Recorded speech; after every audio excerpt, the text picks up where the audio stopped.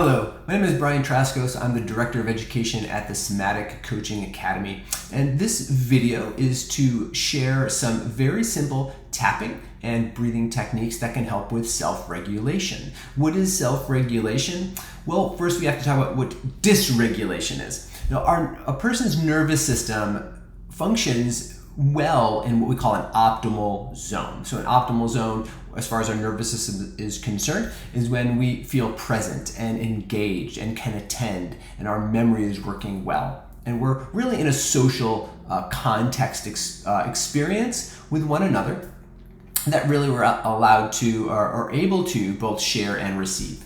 Now, dysregulation happens when our nervous system either kind of slams on the gas or slams on the brakes. And we can become dysregulated because of maybe we are experiencing a neurodiverse experience. Maybe we're on the neurodiversity type of experience. Could be because we have a trauma history in place that can sometimes cause us to be activated and cause our nervous system to become dysregulated. We could also just be plain old stressed and overwhelmed, which will cause us to become dysregulated in some ways. Either again, our body slams on the gas and we feel upset, we feel anxious, we feel nervous, our brain is very disorganized in the way we're thinking about things. We may feel kind of spun out, some people say. Or we feel very shut down. Our body slams on the brakes. We feel slow, we feel dull, we feel confused, we feel very clouded in our thinking, we have very little energy. So whether we experience either too much gas or too much brake in our nervous system, there's a very simple tapping and breathing technique that can help to point us back into what we call our window of tolerance, back into a better regulated, self-regulated place. So just going to share these techniques with you really quickly. There's some key points that we like to use, and these are what we call acupressure or acupuncture points. And the reason this works is because our body has energy circuits that run through it. If you know anything about the nervous system, think about nerves and our spinal cord and our brain, you might notice those are energy pathways. There are energy circuits. We have nerve conduction that flows through those nerves. We also have a nervous system that flows through our connective tissue and our muscles. And so this connective tissue nervous system also has circuits in it. And we can become dysregulated when those energy circuits become either blocked or when they're wide open and create way too much flow.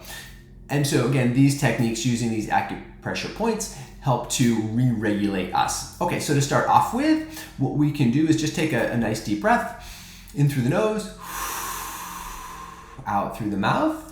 And even better, if your out breath is audible, if you can hear it, like in a sigh. So take another deep breath in. Breathe it out. So we start. And then warm up your hands. Do a little bit of hand warming. Kind of get your fingers kind of stimulated a little bit. So you can do some finger tapping. And then the very first point we attend to is right on the top of the head. So we're right on the top of the head as we're tapping there. Do a big deep breath in. And that long audible breath out. Great, next point we come to is right over the eyebrows.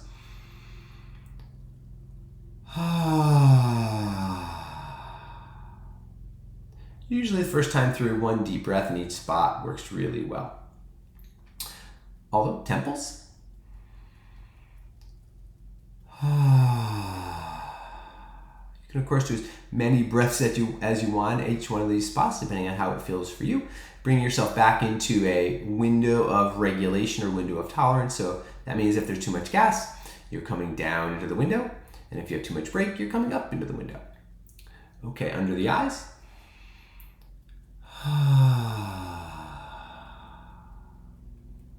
Good. Just below the nose, over the lip.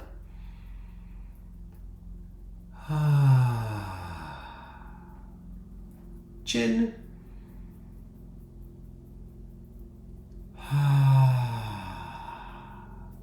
Now, just below the collarbones.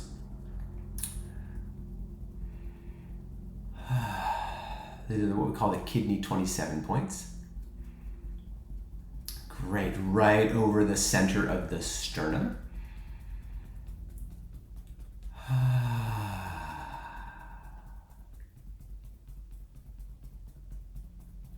Good. On the front of the ribs. You can either do fingertips or light fists, whatever feels good for you.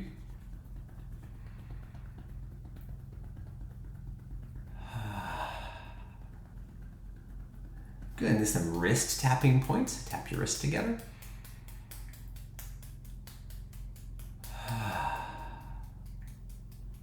Good, and then karate chop points.